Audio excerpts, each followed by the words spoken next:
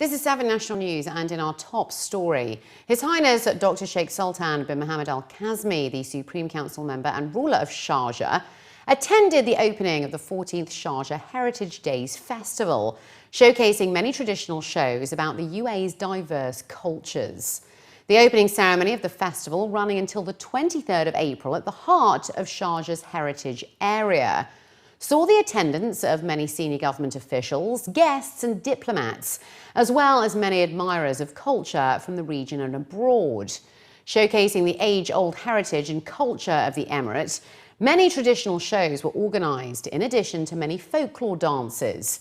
Also taking part were folklore groups from Bahrain, Oman and Macedonia, which has been named as the honorary guest country of this cycle of the festival. Following the opening, His Highness Dr. Sheikh Sultan toured the heritage area and was briefed on the festival's programmes and activities. As the Arab region contains a wealth of monuments and archaeological sites, Akram Athar, a regional centre for heritage conservation in Sharjah, showcased its efforts to protect the cultural heritage of the Arab region, including rich and varied historical places, sites and monuments. Various handicrafts, art collections and jewellery items attracted a huge number of visitors to the festival, showcased at a special village designed for Macedonia. The Sharjah Heritage Days Festival is being held under the theme of Heritage for Nature Conservation, and the latest edition focuses on the heritage of the UAE and the GCC countries. We're talking about respecting traditions in rebuilding, traditions in conserving, exploring history, which also gives you the context when these monuments, these sites were built, and essentially reconnecting to the past. This is an incredible lesson in human history, in how it can actually become a huge source of pride for the Arab world. We are very touched and we are extremely grateful as an organization. The vision that these projects and the work that His Highness is supporting for Akram Athar in Sharjah is a model, and we are extremely grateful. This is symbolically celebrating the 20th anniversary of bilateral diplomatic relations between Macedonia and UAE. So this is our contribution to this small event, and this is only the beginning. So we are just starting and more improving our relations.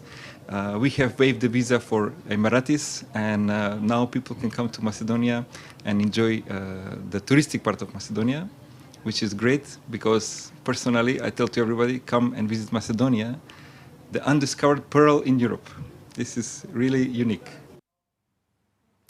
Dr. Amal Abdullah Al Qubaisi, the Speaker of the Federal National Council, has stressed the importance of Arab Parliament solidarity to activate joint parliamentary work.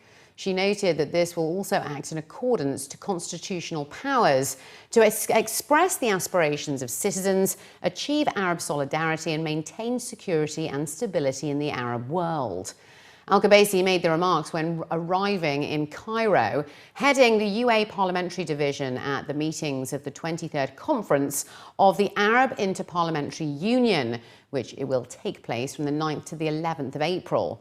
She noted that the current situation makes it imperative for Arab parliaments as representatives of the people to redouble their efforts through cooperation, coordination and effective dialogue to adopt programmes and strategies to achieve stability, development and sustainability, as well as build a future and a better tomorrow. The UAE has successfully vaccinated over 10.6 million children against polio as a part of Phase 3 of the project to assist Pakistan. According to Emirates news agency WAM, the UAPAP has announced the results of the vaccination campaign for March, which successfully administered polio vaccinations to children under 5, as per the directives of the UAE President, His Highness Sheikh Khalifa bin Zayed Al Nahyan, and as a part of an initiative launched by His Highness Sheikh Mohammed bin Zayed Al Nahyan, the Crown Prince of Abu Dhabi and Deputy Supreme Commander of the UAE Armed Forces, to eradicate polio in the world. The programme management said that under the slogan, "Health for All, a Better Future," vaccination teams will continue through April and May to administer second and third doses of the vaccines.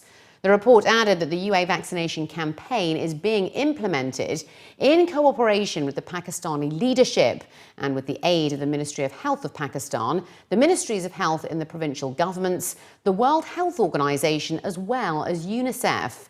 The humanitarian campaign has reached 66 areas in 4 provinces of Pakistan and aims to administer 3 vaccination doses per child to more than 10.6 million Pakistani children this year. The number of marriage contracts registered over in Ras Al Khaimah grew 148.8% in the first 3 months of the year.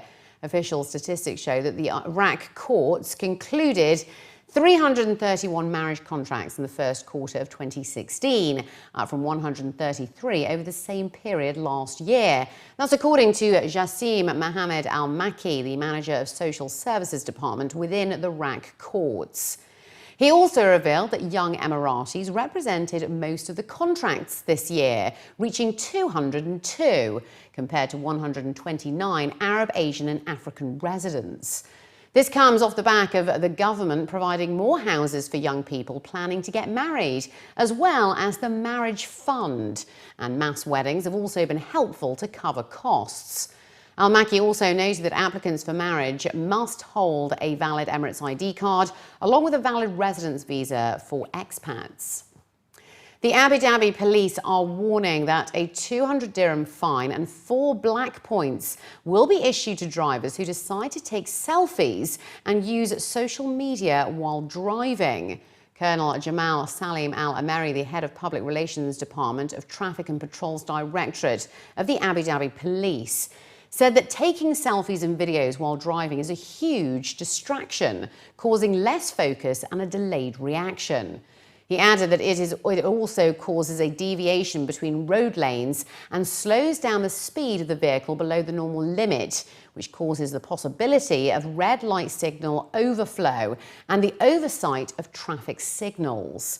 Colonel Al-Ameri warned that there is now more intense monitoring of roads and that motorists should comply by the rules and focus only on their driving. Major Saif Muhair Al-Mazrui, the director of the General Department of Traffic of the Dubai Police, added that the number of violations has increased over the years and noted that the Federal Traffic Council has recommended tougher penalties and has suggested that any drivers caught using mobile phones are to be punished with a 1,000 dirham fine, confiscation of the car for 1 month and 12 black points. On the final day of the Abu Dhabi Desert Challenge, Qatar's Nasser Al-Attiyah cruised to his second cars victory as Australian Toby Price produced a great ride on the final leg to claim the bike's title on his first attempt. Partnered by French co-driver Mathieu Baumel in a Toyota Hilux, Al-Attiyah was fastest on the 234-kilometre Abu Dhabi aviation stage and reached the finish at Yas Marina Circuit, holding an emphatic winning margin of 32 minutes 13 seconds over Saudi Arabia's Yazid Al-Raji and German Timo Gottschalk in a Mini All for Racing. 6 minutes further away in another Mini, Mikko Havonen marked his Desert Challenge debut with 3rd place, alongside French co-driver Michael Perrin in the second round of this year's FIA World Cup for cross-country rallies. The top 6 was completed by American Bryce Menzies on his first appearance in the event, Poland's Jakub Pryzgonski and Frenchman Mathieu Serradori, who climbed past the UAE's Sheikh Khaled Al-Qasimi in an Abu Dhabi Racing Mini on the final day. As for the bikes, Australia's Toby Price and Chile's Pablo Quintanilla each took the lead twice, with Sam Sunderland always close at hand.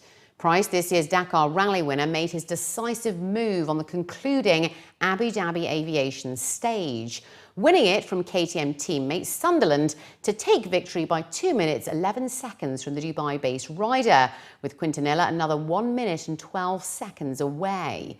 The challenge to compete against 3 of the world's top factory team riders brought the best out of the UAE's Mohammed Al Balushi, who rode faultlessly to finish 4th on his privately entered KTM.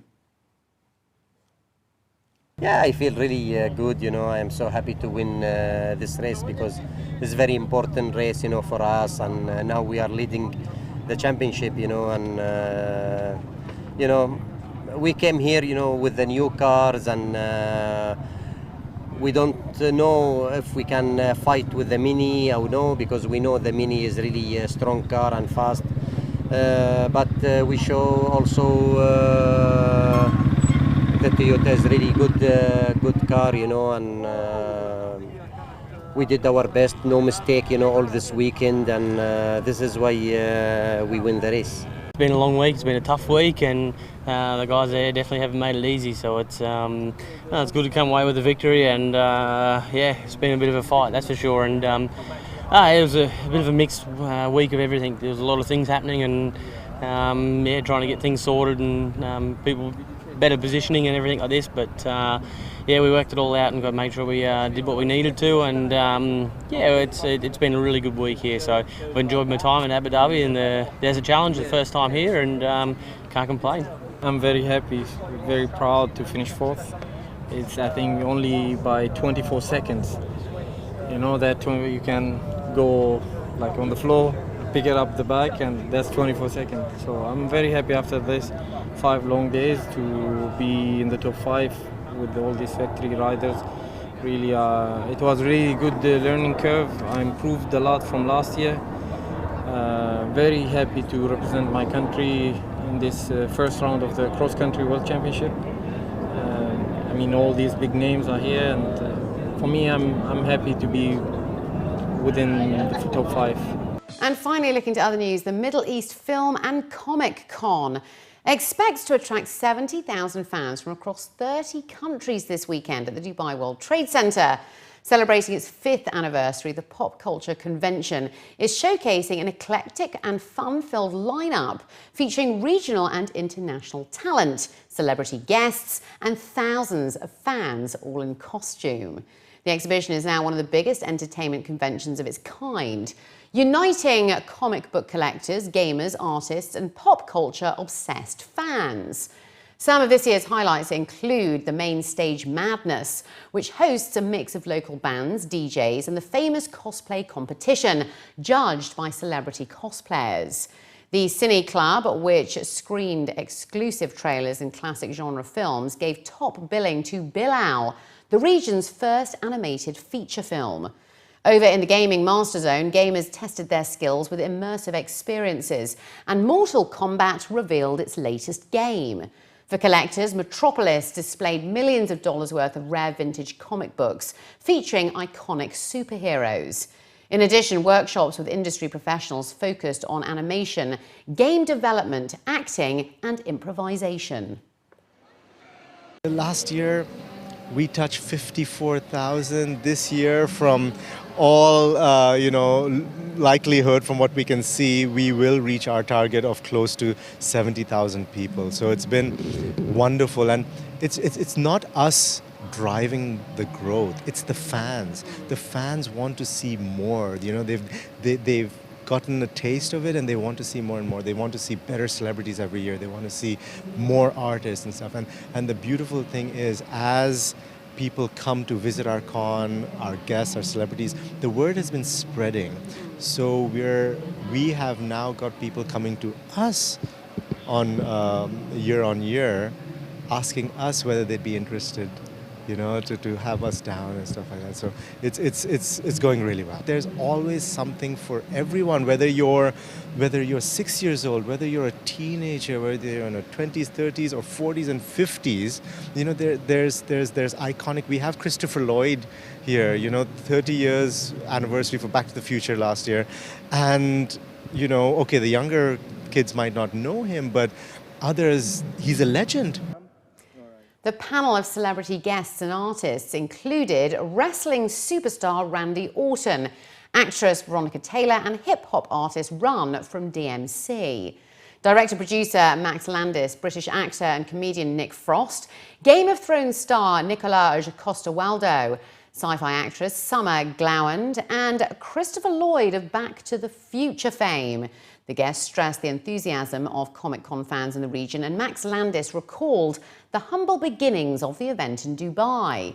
Industry topics included the logistics of movie making and storytelling and the business of film. Nick Frost spoke about the effect of social media on casting, and Veronica Taylor gave insights into characterization through voiceover work. Ahead of the latest TV series of Game of Thrones next month, fan favourite Nicolaj Coster-Waldau revealed insider thoughts on past storylines from the show. In addition, featuring Comic-Con host Max Landis summed up the business of movie making. I'm not an actor, but I've directed a movie and I'm in the middle of casting a TV show. And as a screenwriter, there's a process called packaging. And packaging is sort of, in a way, the new typecasting, but it's about imaginary values of actors, who means what level of money, because these days movies are becoming riskier and riskier ventures, because like you said, there's more and more content, but that means less and less money to spend, weirdly. And you know, these days you only want to spend money on things that'll definitely make your money back. And so when you're making a smaller movie, which actors you get is less about what type of actor they are and what they're perceived to mean money-wise. So an actor like Christopher Lloyd, who's played sort of 3 of the most iconic characters in cinema history, would have higher value, and then you would try to cast out. It gets this very frustrating place where if you want to get a big movie made and you need a woman who's over 40, they go, okay, well, it's Charlize Theron. And you go, why? And they go, because it's not Sandra Bullock. And it doesn't matter what the character is, it's which person is theorized to mean the most money.